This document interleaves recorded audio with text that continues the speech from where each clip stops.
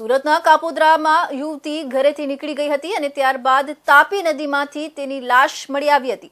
આ પ્રકરણમાં જ્યારે પરિવારે અઘટિત ઘટના અંગે આશંકા વ્યક્ત કરી હતી ત્યારે પોલીસે પેનલ પોસ્ટમોર્ટમ કરાવ્યું હતું।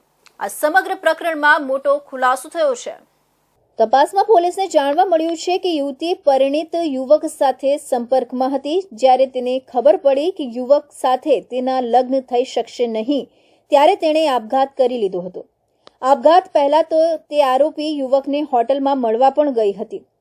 પોલીસે આરોપી વિરુદ્ધ આપઘાતની દુષ્પ્રેરણાનો ગુનો નોંધી તેના મિત્રની પણ સાથે ધરપકડ કરી છે। કાપોદ્રામાં રહેતી 23 વર્ષીય યુવતીની લાશ તાપી નદી કિનારેથી મળી આવી હતી। શરીર પર પૂરા કપડાં ન હોવાના કારણે પરિવાર દ્વારા અનેક આશંકાઓ વ્યક્ત કરવામાં આવી હતી। પરિવારના સભ્યો યુવતીની લાશ લઈ પોલીસ સ્ટેશન સુધી પહોંચી ગયા હતા। પરિવારને સમજાવીને પોલીસે મોકલી આપ્યા હતા।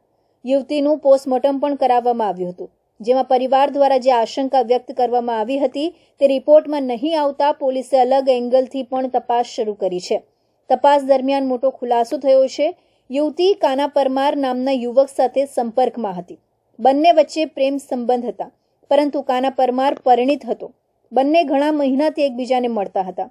આપઘાત પહેલા પણ યુવતી કાના પરમારને મળવા માટે ગઈ હતી, જે હોટલમાં કાના પરમાર હાઉસકીપર તરીકે નોકરી કરે છે તે જ હોટલમાં તે ગઈ હતી અને બંને 1 થી 1.5 કલાક સુધી હોટલમાં હતા, જ્યાં કાના પરમારનો મિત્ર રોહિત ઘુમાડિયા પણ હાજર હતો।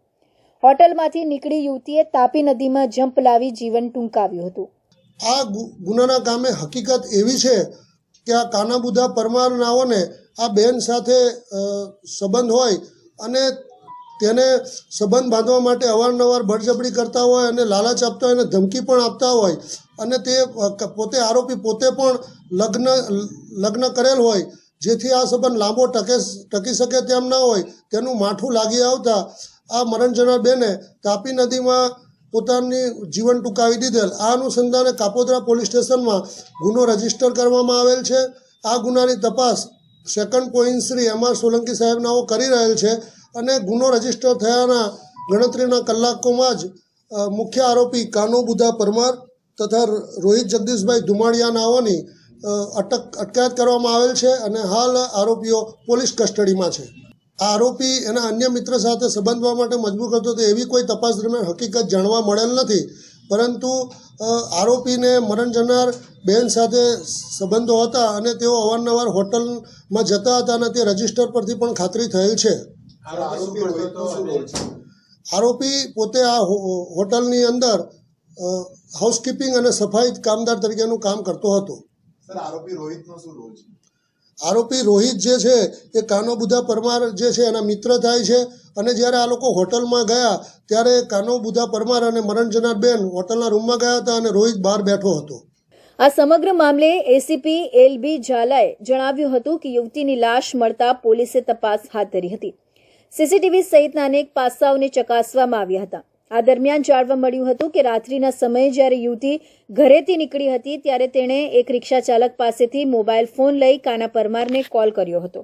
કાના પરમાર તેને મળવા માટે આવ્યો હતો અને તેને એક હોટલમાં લઈ ગયો હતો। બંને 1 થી 1.5 કલાક સુધી સાથે હતા।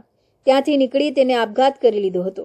બંને વચ્ચે સંબંધ હતા, પરંતુ જ્યારે યુવતીને ખબર પડી કે તેના લગ્ન કાના પરમાર સાથે નહીં થઈ શકશે તેનાથી નિરાશ થઈ તેણે આપઘાત કરી લીધો હતો। કાના પરમાર સહિત રોહિત ધુમાડિયાની ધરપકડ કરવામાં આવી છે। રોહિત કાનાનો મિત્ર છે અને જ્યારે યુવતી તેની સાથે હોટલમાં ગઈ હતી ત્યારે તે હોટલની બહાર ઊભો હતો।